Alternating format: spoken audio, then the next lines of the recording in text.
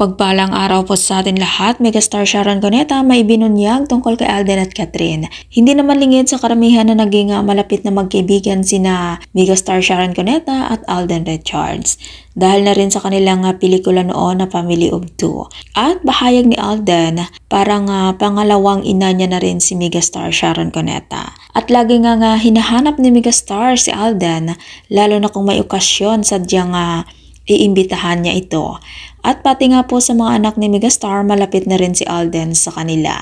Isa sa mga nagustuhan ni megastar kay Alden ay ang kanyang pag-uugali daw. Pahayag ni megastar, lahat ng hinahanap ng isang magulang sa isang anak na kay Alden na. Ganun pa man, kahit tapos na ang kanilang pelikula, patuloy pa rin nakikita sina megastar at Alden. At may balita na may ibinunyag si megastar Sharon Cuneta kay Alden at Catherine. Pahayag ni megastar Sharon Cuneta na ngayon na talaga ang tamang oras para kay Alden at Catherine. Dahil noon pa daw ay crush na ni Alden si Catherine at nadagdagan pang paghanga ni Alden kay Catherine nang magkaroon sila ng pelikula. At madami ng babae daw ang nalilink kay Alden, pero kakaiba daw si Catherine Bernardo para kay Alden Richards.